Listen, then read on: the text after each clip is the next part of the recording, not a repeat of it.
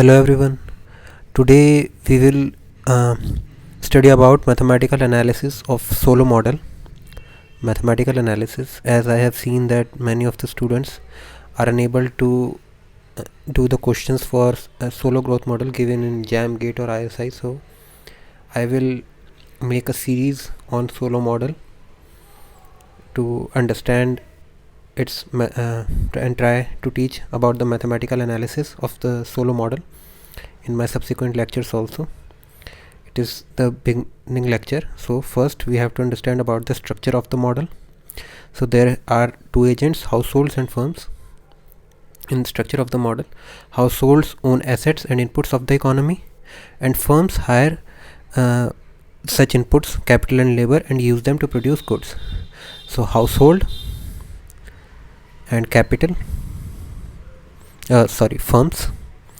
Households give capital and labor, and firms give goods. So household give labor and capital, and firms give goods.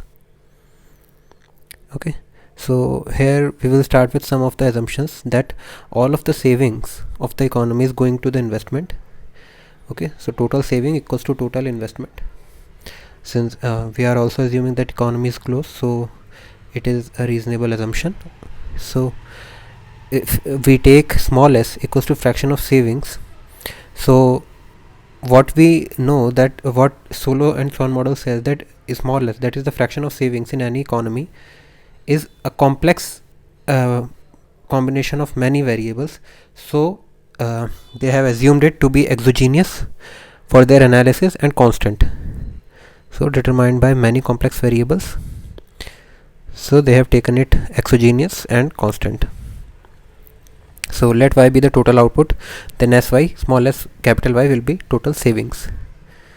Okay, so we actually make our very important equation from in which we will do the necessary changes. We can do it here. Assume that net depreciation, we also assume that net depreciation will be constant. Net depreciation of capital is lambda, that is constant, So how the equation will look like for the net capital change, so net increase in capital stock will be, so net increase in capital stock will be del k upon del t, where k is the capital, physical capital index, sy, that is investment, total saving equals to total investment, minus del k. So del k upon del t is the change in capital with respect to time.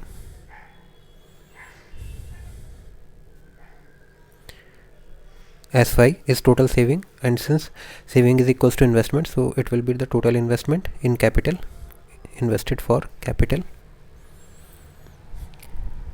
And del k will be wear and tear, the depreciation of the present capital, the wear and tear of present capital. Stock. Okay, are you okay? So del k upon del t we can write as k dot, and it will be used as a general symbol, k dot, l dot, that is del l upon del t will be l dot. So it would be a general symbol. Suppose del y upon del t will be taken as y dot, so it would be used as a general symbol dot. Okay, so the third assumption is population growth is constant. So what does it mean, how mathematically it looks as population growth is constant? So it doesn't mean L is constant, neither it means L dot is constant. What does it mean by population growth is constant? So it means that L equals to e to the power nt. Okay, now if we differentiate both sides, dl upon dt,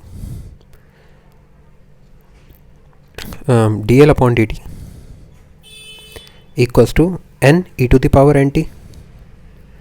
So dl upon dt we can write as L dot, as I have just told.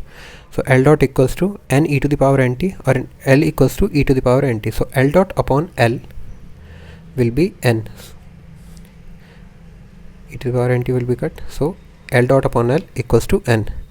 So that that L dot upon L is constant, that what population growth is constant means. So L dot upon L or K dot upon K will be growth in capital. And okay, when we use this terminology, growth of any variable, so suppose we want to find the for growth rate of consumption, then we will use C dot upon C. Okay, so growth rate of consumption we will use C dot upon C. For growth rate of output we can use Y dot upon Y. So that the terminology that growth rate signifies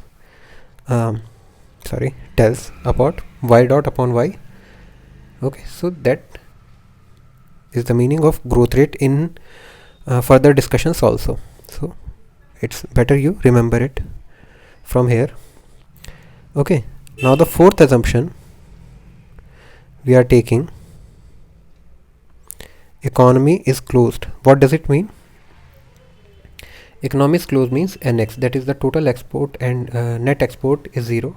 There is no export or import. There is no buying of foreign assets or selling to foreign buyers.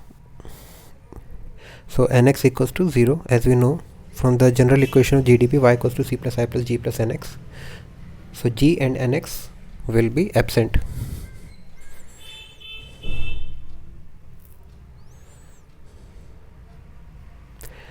Okay, so what if, let's take a condition. What will happen if economy is open? It's just we are taking it as an alternative. It's just a glimpse of the further advanced analysis. So Y minus RD equals to C plus I plus G plus NX, where R is international interest rate,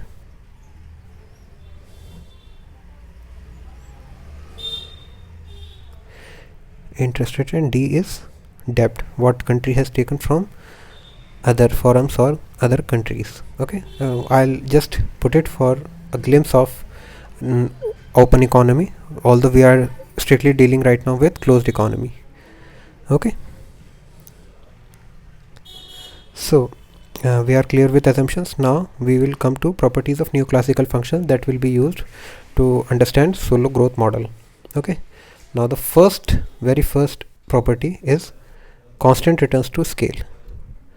So what does it mean by constant returns to scale? As the students of economics are quite familiar with the term constant returns to scale, how it mathematically looks. Okay, let F, capital F K L T be the production function.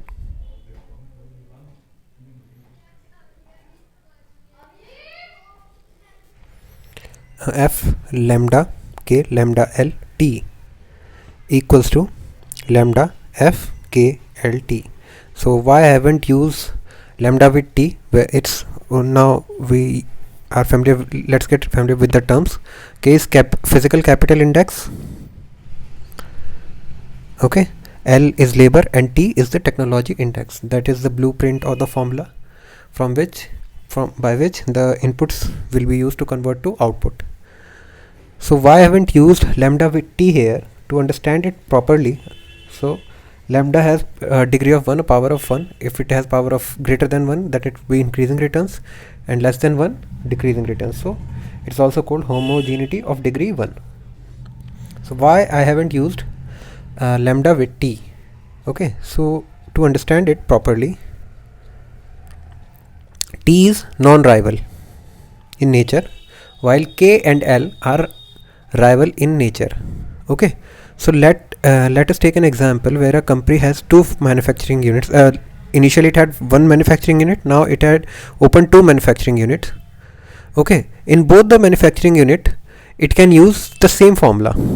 Okay, but K and L, it either have to divide or increase K and L in both the manufacturing units to increase the output. So although they can use same formula, that's why we have used lambda with just K and L and not with T. Okay, understood? Okay, if you have any problem, you can actually ask me in comment section. I'll be very happy to respond to you.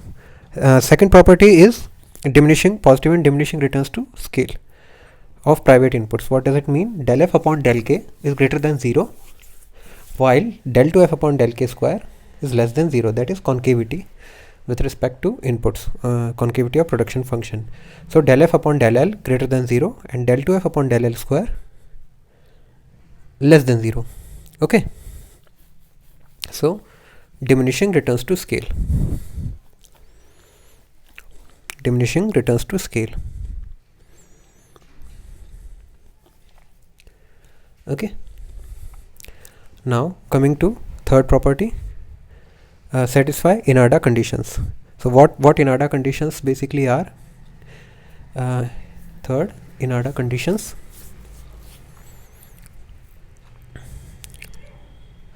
INADA conditions. So what INADA conditions basically tells about? It tells about the limit when k tends to 0. So the marginal product of capital will tends to infinity, will equals to infinity. Same with labor. When labor tends to 0, the marginal product of labor will tends to infinity. And when the capital tends to infinity, the marginal product of capital tends to 0 or equals to 0. Del f upon del k equals to 0. So limit L L tends to infinity. L tends to infinity. Del f upon del L must be equals to 0. So INADA conditions tells you about that both the inputs are important for positive output, and when they are in infinity, all the valuable inputs, whether it's capital or labor, will be exhausted, and what is remained after that will have no value. Valueless capital, if remains after the production, the value of that capital will be 0, and for a positive production you need to have both k and l greater than 0. That is also covered in the fourth of our property, essentiality.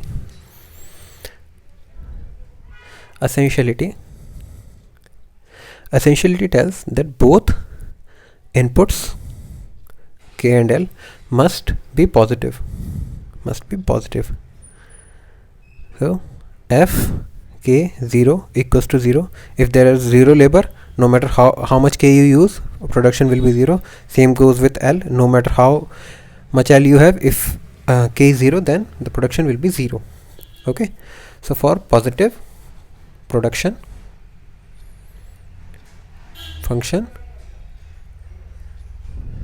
k and l must be greater than 0. Okay, now when we are done with properties of neoclassical functions, so we will go through the per capita analysis. And why per capita analysis is important, let us understand it with an example of two countries, India and Netherlands. If you go through their outputs, then India produces much more than Netherlands, but we all know that Netherlands is way more wealthy country than India, because the per capita output what Netherlands produces way more than India.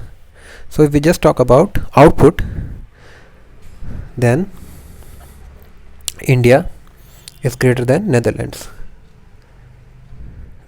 but we all know that in per capita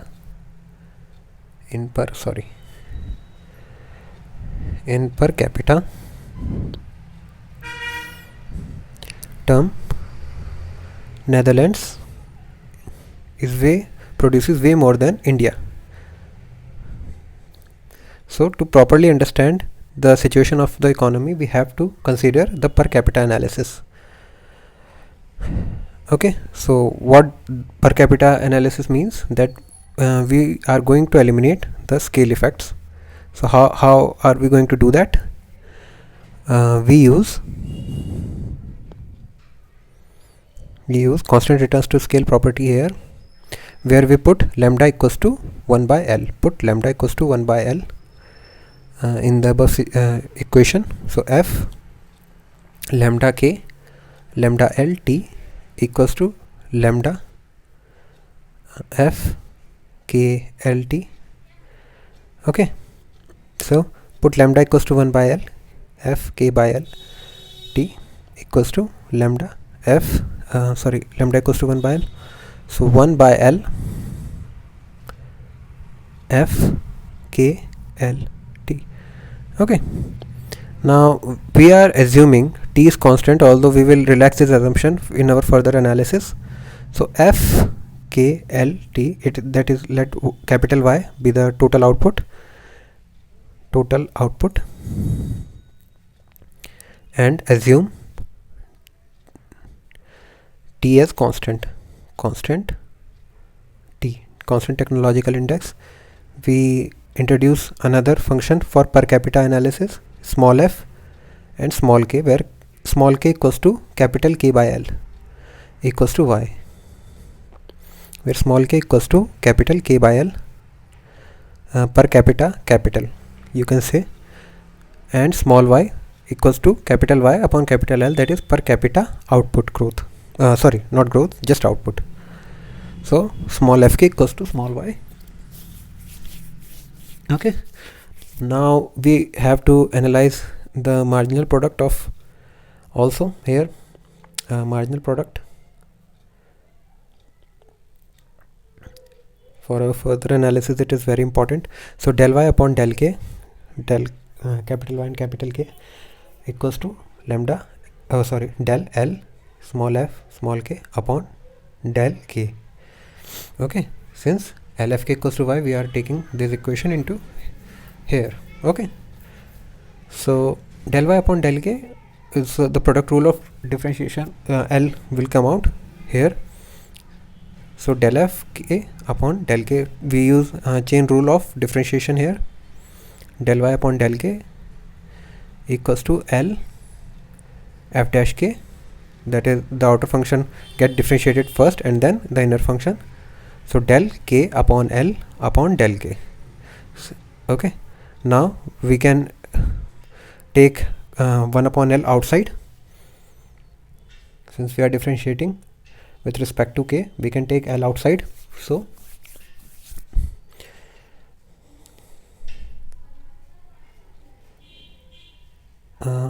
del y upon del k equals to L upon L f dash k del k upon del k. So that is 1. So del y upon del k equals to f dash k. Okay, now for del y upon del L, same procedure. Del L, it would be little bit complicated since k by L, 1 by L is in reciprocal. So we will use product rule here, product rule of differentiation. So what product rule says? duv upon dx equals to u dv upon dx plus v du upon dx. Okay, we will apply the same in our equation. Del y upon del L equals to del L upon del L for f. Okay, so del L upon del L dot f k plus L del f upon del L. So del y upon del L equals to f k plus same chain rule of differentiation we apply here. F dash k will differentiate it first and then del k upon L. Now we can take k outside since we are differentiating with respect to L. So del y upon del L equals to f k plus k L, k we have taken outside, f dash k minus 1 upon L square. Okay, that is the differentiation of 1 upon L with respect to L. So 1 L gets cancelled. So del y upon del L equals to small f k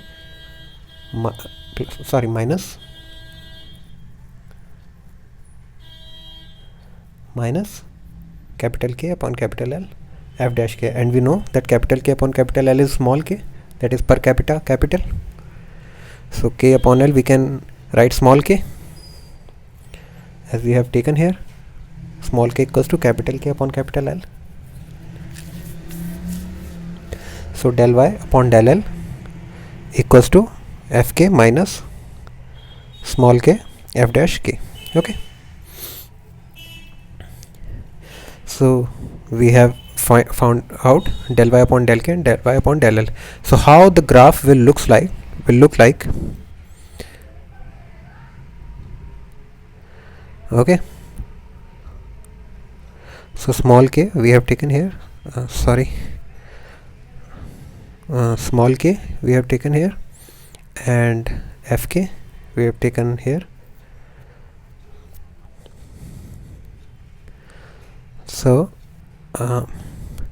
when we try to actually draw, sorry for that origin error, or the graph is in the first quadrant, it might seem going to the second quadrant. Sorry, I try again. So wait a second. Okay, let's try again. Okay, so so that's how the it looks like a concave function. Fk will look like a concave function. Let's draw it more smoothly. Try to draw it more smoothly. Okay,